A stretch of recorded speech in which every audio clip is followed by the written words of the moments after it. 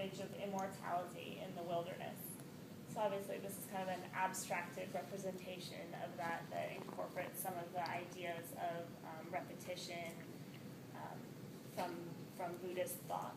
And there's actually a really interesting short video on SF Momo's website that will be on our website as well, where he talks about making this work. Hidden and revealed. This is based on the notion that God in Jewish theology is evoked and never seen. It ties, but what we've done is tie in work by modern and contemporary artists that deal with a notion of something is hidden but also revealed as represented by Eastern religions, Taoism, Zen Buddhism. That in Taoism, it emphasizes non-interference, quietude, and in Zen Buddhism that you have these moments of satori, which are enlightenment, without any kind of notion of fix on reality, or it's a very cerebral kind of thought process. But for me, it was very important to include these aspects of spirituality because I think they're important universally, but also particularly here in the Bay Area. So this is and here's Barnett Newman, who is a non-Zen artist.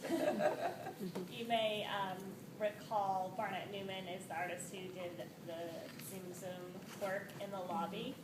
And interestingly, he was really celebrated in his time, and he made a series of paintings called zip paintings that are sort of large areas of one color with one vertical line, often sort of more towards the middle. In this work, it's over on the side of the canvas.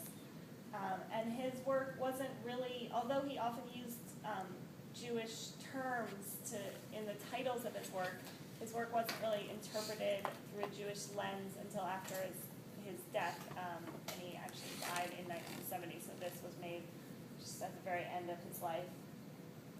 And his zip paintings have also been interpreted in relationships at Zoom Zoom, kind of as the white line being a representation of one of the first shard of light. And the Jewish interpretation of this is? Well, it's interpreted like through this concept of Zoom Zoom and that shard of light. I guess this is the interesting thing is Barnett Newman's work back in the day, 1970, was assessed in terms of what we call minimalism. Yeah. And what we're doing is putting in a different context where looking at it from the notion of Zoom Zoom. So you have this blue, almost void, it's just flat blue. And then the white strip on the left is kind of like this, we're interpreted as this ray of light. Now, this is totally open for interpretation. And Barnett Newman early on created paintings that were referred to as the Stations of the Cross, clearly religious implications, even though he's Jewish, he's dealing with Christian themes. And then that sculptor is Zim Zum, Z-I-M-Z-U-M. Now in retrospect, I realize it was a bit of a subterfuge. Yeah, I guess the reason why I say that is because this was untitled. I think if an artist puts a title on something, then they're leading you towards some thinking, some way of thinking, or some interpretation. But when you have something that is like this, untitled, you're out there. Yeah, no, I totally agree. That's what curators and art historians do, though. They take an artist create. Just like Clifford Still, that black painting with a figure, he initially titled it Self-Portrait. And then a few years later he said, no, it's untitled, because he thought it was too leading. And that, I think what Barnett Newman is doing. I'm just thinking, in terms of giving the tours, how people are going to react and how I'm going to react to how they react. No, Well, I have to say, this is a difficult work.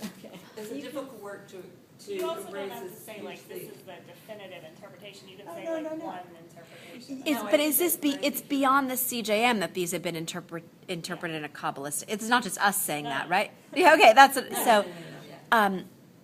and I think there's, from what I understand, there's a lot of scholarship on his work and the Kabbalistic references. But I think that's also a really interesting question to put out to your visitors. Is, so we know this about Newman's work and it's been interpreted like this. What do you make of it? Like, is that legit? Like, Right. what, how Yeah, else could it Before I be? ask the question, I want to feel comfortable with my own, Yeah, of course. relationship with it, yeah. Well, most of the artists during this period, all of their works were untitled. Mhm. And it's because they were abstract artists that they didn't want to. Makes perfect sense, Yeah. yeah. So yeah. yeah. It's a great opportunity to give people the option to create a title. Yeah. Yeah. I was just whispering that to Andrea, like for our school tours, Yeah. what title would you give this? It's so much Yeah. fun. As Karen mentioned, Agnes Martin was very influenced by Buddhism, was something that she studied throughout her life. And this work is just, it's hard to see in this reproduction, but it's actually a really beautiful work of just many repeated lines. And it kind of suggests the quieting of the mind and the discipline that's advocated by Buddhism. When you see it, they're hand-drawn lines in blue chalk, I think. It's like hand-drawn lines. So when you think of her, like, you only do that when you're in a certain sense of calm and meditation, and that's where her work comes from.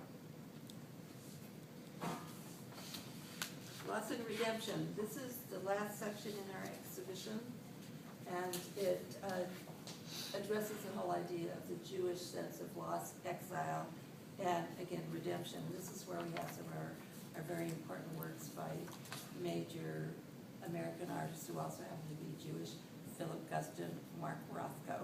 So I'm going to have Jean talk about this. So we're really excited to be getting this Mark Rothko work. I don't think it's ever left SF MoMA since they acquired it, so we're lucky to be able to display it here. Rothko was born in Latvia and immigrated to the United States. He was raised an observant Jew and had a commitment to spirituality throughout his life. He believed that a strong color could really transport viewers to a spiritual place, and this work is kind of this deep reddish orange and purple.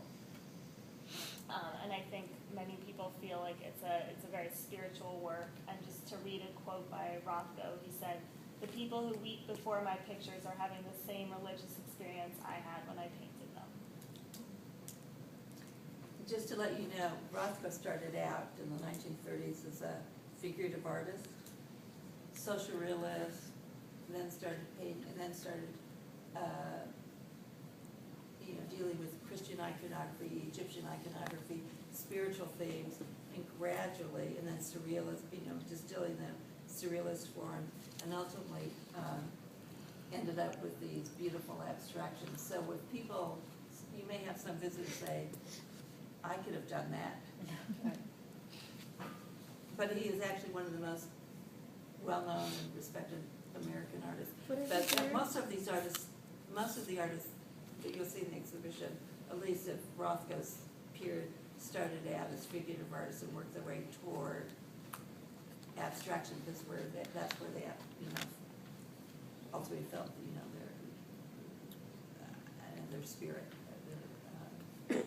So whether it's Barnett Newman or Adolf Gottlieb, they all started out figuratively and then went on this long journey. What was your question, Nechama? What were his years of his lifespan? Like, I'm just wondering, where was this piece in terms of his career? He died in Late. 1970, so it was pretty late. Yeah, this would be considered one of his mature works, and a beauty. Definitely a beauty. Oh, sorry. I was stretching, but I just think it's a really, it's really nice to look at the Martin and then at Rothko and think about, I was thinking about a quote that I found of Rothko that he said painting is not about an experience, it is an experience. Oh, that's So- great, You know, yeah. just that connection between, I feel like it kind of throws a little curveball to, oh, I can do that, or you're Yeah, talking about that's techniques, great. like, well, what's your experience, what's the artist's experience, what's yours, and get into a different. I was telling a kind of story that years ago when I went to the Whitney, and maybe it was a rock, I don't know whose painting it was, and I said very flippantly to my friend, well, you know, I could have done that. Yeah, And he said, but you didn't. but you didn't, that's exactly, that's my, Yeah, yeah, that's what I was so, haven't forgotten that. And then Susan just told me there's a book that's at SF MoMA called Why your 5-year-old couldn't have done this. Oh, Yeah. which I think we'll get those questions on tours, so maybe Yeah. we'll grab that Yeah. book. But there's a lot of, we can talk about this in a subsequent session, but a lot of answers to why these artworks are important. Right. And it's about innovation and experimentation and being the first and breaking rules that hadn't been broken And challenging previously. you. Yeah. And speaking of things you could have done yourself, but you didn't. A string of light bulbs. This work is just a string of light bulbs. It's by Felix Gonzalez Torres.